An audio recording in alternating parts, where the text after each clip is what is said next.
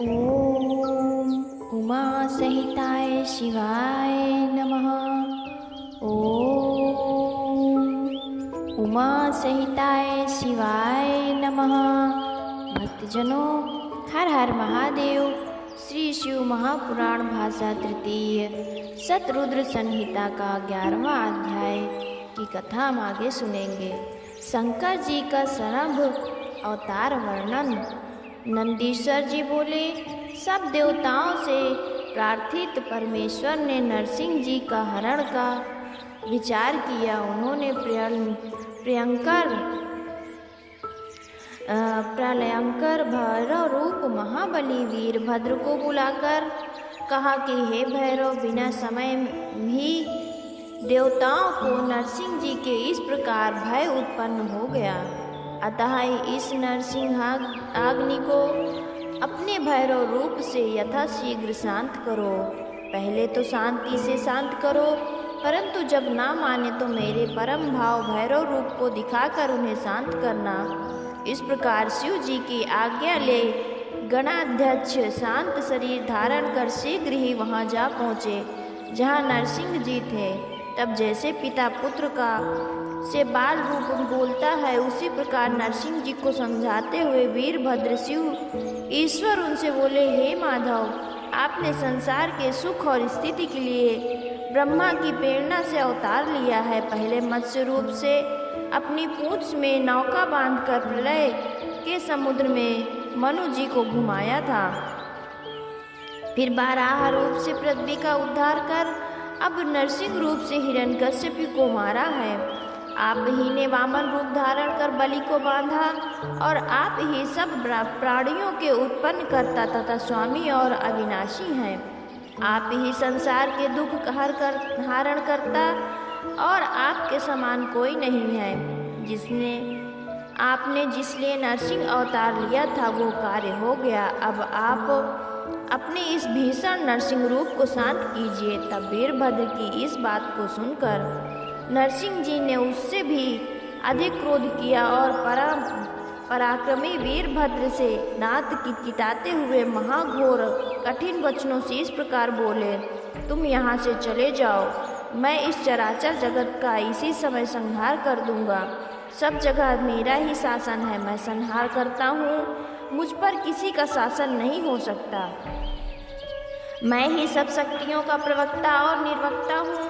मेरे ही अंश तथा शक्ति से ब्रह्मा और इंद्रादि सब हुए हैं। सबका स्वामी मैं हूँ, ये मेरा परम तेज है। क्या तुम कुछ सुनना चाहते हो? हे गणेश्वर, पहले मेरे भाव को तो जानो।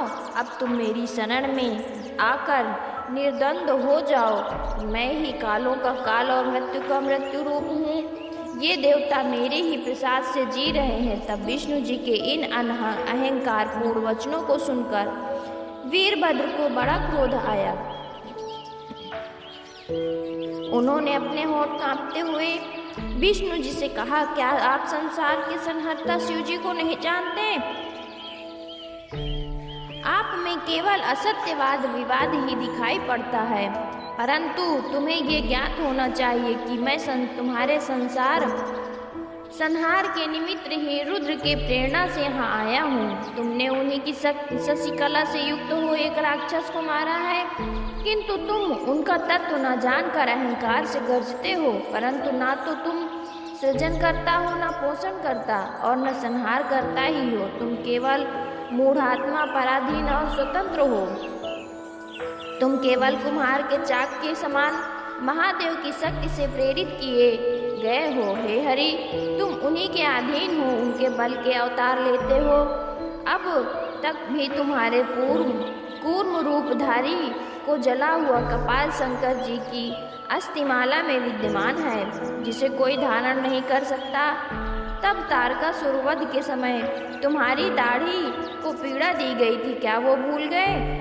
दक्ष के यज्ञ में मैंने ही तुम्हारा सिर काटा था। अब भी तुम्हारे पुत्र का 5वां सिर काटा गया है और जो अब तक नहीं जमा है। तुम ये सब भूल गए। ये चक्रपाणी सुदर्शन चक्र घुमाते हुए सर्वदा तुम्हारा प्रिय किसने किया है तथा प्रिय चक्र तुम्हें किसने दिया है? क्या ये सब तुम भूल गए?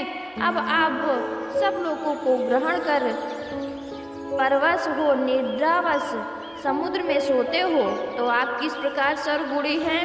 यदि आदि से अंत पर्यंत सारी शक्ति शिव जी की फैली है, उसी से तुम शक्तिमान होकर चारों ओर तेज से मोहित हो रहे हो। यदि तुम काल हो तो परमेश्वर सदाशिव काल के भी काल हैं।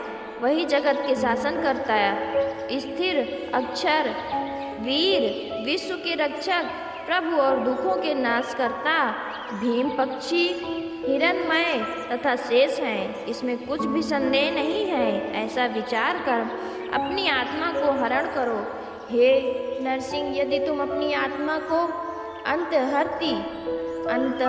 अंतर्हित न कर लोगे तो इसी समय मुझ भैरव रूपी क्रोध वाले स्थाणु शंकर का बड़ा वज्र मृत्यु के समान तुम पर पड़ेगा।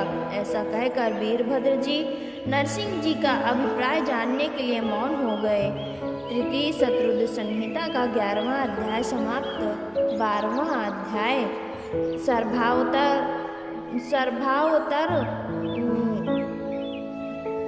सरभ अवतरण वर्णन। सनत कुमार जी बोले, हे महाप्रज्ञ नंदीश्वर जी, इसके पश्चात क्या हुआ? कृपा कर मुझे सुनाइए। नंदीश्वर बोले, जब वीरभद्र जी ने ऐसा कहकर नरसिंह जी अत्यंत क्रुद्ध हो पर उन पे झपटे, फिर तो आकाश में व्याप्त शिव जी का कठिन तेज प्रकट हो गया और वीरभद्र जी क्षण भर के लिए अदृश्य हो गए। पश्चात सब देवताओं को देखते देखते फिर संहार रूप से प्रकट हुए। सबने जय जयकार का मंगलाचरण किया। हजारों भुजाएं धारण किए जटा रखे प्रलय करने में मानो तत्पर भयंकर तथा गंभीर शब्द करते हुए महाकोपाग्नि से भरे त्रिनेत्र हुंकार करते हुए इस प्रकार विकट रूप से नरसिंह जी के आगे आकर प्रकट हो गए। उनके प्रकट होते ही नरसिंह जी का बल नष्ट हो गया। उन्होंने नरसिंह जी को अपनी भुजाओं में बांधकर इस प्रकार पकड़ लिया कि वे अत्यंत ही व्याकुल हो गए। फिर विष्णु जी को लेकर ऐसे उड़े कि भगवान शिव के वृषभ के नीचे लाकर डाल दिया। विष्णु व्याकुल हो गए। सब देवताओं और मुनीश्वरों ने शिव जी की स्तुति की। शिव जी से ग्रहित तथा परवश विष्णु जी का शरीर दीन हो गया। वे अंजलि बांध अपने मनोहर वचनों द्वारा परमेशान की स्तुति करने लगे। 800 नामों से उन्होंने शंकर जी की बड़ी स्तुति की। नरसिंह शिव जी से पराजित हो आसक्त हो गए। वीरभद्र ने उनके संपूर्ण अवयवों को अपने में लय कर दिया। सब देवता उन कल्याणकारी परमेश्वर की स्तुति करने लगे। तब देवताओं के इन वचनों को सुनकर परमेश्वर उन पुरातन देवताओं और महर्षियों से बोले, आप लोग घबराइए नहीं, इससे विष्णु की महत्ता कुछ भी न्यून न होगी। अब आप भी मेरे भक्तों के वरदाता और मेरे भक्तों से नमस्कृत हुआ करेंगे। ऐसा कहकर वे पक्षीराज नरसिंह जी के शरीर को लेकर पर्वत पर चले गए। तभी से भगवान शंकर नरसिंह जी के चर्मधारी हुए और अपने मुंडमाल में उनका मुख को मिला लिया है। फिर तो देवता आतंक रहित हो जाए हो जहाँ से आए थे वहाँ चले गए। जो पुरुष इस वेद रस से पूर्ण आख्यान को पढ़ता या सुनता है, उसके सब मनोरथ पूर्ण होते हैं तथा वो आख्यान धन यश आयु आरोग्य और पुष्टि देने वाला, सब विघ्नों को शांत करने वाला तथा सब व्याधियों को नाश करने वाला है। पिनाकी का ये सर्वावतार सर्वाकार रूप उनके भक्तों और चरों में प्रकाश करने से नवधा भक्ति देने वाला तथा अंतःकरण में बुद्धि देने वाला है। ये प्रसंग शिव भक्तों को अवश्य पढ़ना और सुनना चाहिए। इसे उत्सवों में तथा चतुर्दशी और अष्टमी के दिन प्रतिष्ठा काल में पढ़ना चाहिए तथा इसके और भी बहुत से महात्म हैं। तृतीय शत्रुद्र संहिता का 12वां अध्याय समाप्त। भक्तजनों, हर हर महादेव। 13वां अध्याय की कथा आगे सुनेंगे। शिव जी का गृहपत्य अवतरण। नंदीश्वर बोले, हे ब्रह्मा जी के पुत्र, अब शशिशेखर के उस चरित्र को सुनिए जो कि उन्होंने इस विश्वानर के घर अवतरण लिया था। पूर्व समय में नर्मदा नदी के तट पर नर्मदपुर नामक एक रमणीय नगर था, जिसमें शिव भक्त विश्वानर नामक एक मुनि रहा करते थे। वो संपूर्ण शास्त्रों का वेत्ता और शिव जी के चरणों में निपुण लोकाचार में चतुर थे। पश्चात एक सुचिस्मती नामक ब्राह्मण की कन्या से उनका विवाह हुआ। एक समय उसकी पतिव्रता स्त्री ने उनकी बड़ी सेवा की तो उन्होंने प्रसन्न होकर उसे वर देना चाहा। पत्नी ने कहा, यदि आप प्रसन्न हैं तो मुझे महादेव जी के समान पुत्र हो। तब उनके ऐसे वचन सुनकर व्रती ब्राह्मण समाधि में स्थित हो इस प्रकार विचार करने लगे कि स्त्री ने कितना दुर्लभ वर मांगा है, परंतु जो कुछ भी हो, भगवान शंभु की इच्छा बिना कुछ नहीं होता। यदि उनकी कृपा से इसके मुख से ऐसा निकला है तो इसको कौन अन्यथा कर सकता है।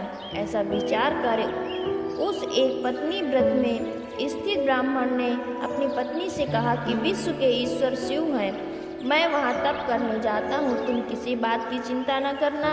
ऐसा कहकर वो काशी में जा मणिकर्णिका घाट पर उनके दर्शन कर अपने सैकड़ों जन्मों का पाप दूर किए तथा वहाँ के विश्वेश्वरादि शिवलिंगों का दर्शन कर सब कुओं, बावड़े और तालाबों में स्नान कर, संपूर्ण तीर्थ स्थलों में पिंडदान कर, फिर सहस्त्रों प्रकार के भोजन आदि से वहाँ के ब्राह्मणों एवं मुनियों को तृप्त कर सब लिंगों का पूजन योग यथोचित उपचार कर पूजन किया और बार बार यह विचारता रहा कि क्या इन लिंगों द्वारा पुत्र की कामना निश्चलता को प्राप्त होगी। उसे ज्ञात हुआ कि अवश्य ही वीरेश लिंग इनके लिए प्रशंसनीय है। उसने वर्षों उस लिंग की यथाविधि पूजा की, कितने ही प्रकार के अनुष्ठान किए। 1 वर्ष तक निराहार और केवल जल पीकर अद्भुत तप किया।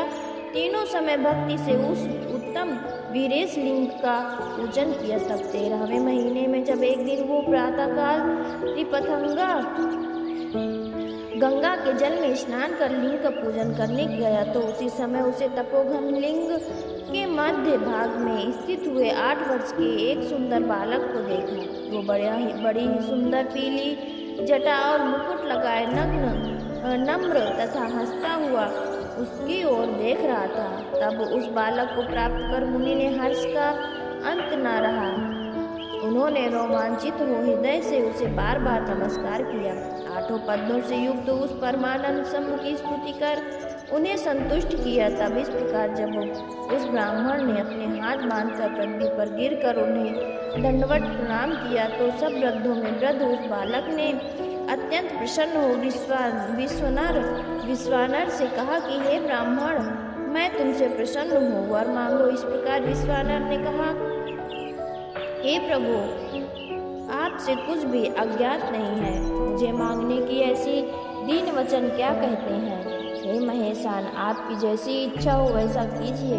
तब विश्वानर के ऐसे वचन सुनकर बालक रूप उस पवित्र देवता ने कहा, हे पवित्र विश्वानर, तुमने जो सुचिस्मती में पुत्र होने का विचार किया है वो शीघ्र ही पूर्ण होगा। मैं स्वयं ही तुम्हारी स्त्री में पुत्र रूप में प्रकट होऊंगा और वहाँ मेरा नाम गृहपति होगा। ये आपका कहा हुआ अभिलाषाष्टक स्तोत्र है। जो शिव जी के समीप में पाठ करेगा उसे 1 वर्ष में सिद्धिदायक होगा। वो वंद्या को पुत्र देने वाला अभिलाषटक स्तोत्र है, परंतु इसे हर एक को नहीं देना चाहिए और बहुत यत्न से छिपाकर रखना चाहिए। इसे स्त्री हो या पुरुष कोई भी यदि नियम से शिवलिंग के समीप 1 वर्ष जपेगा तब निश्चय ही उसके पुत्र का मनोकामना पूर्ण होगी।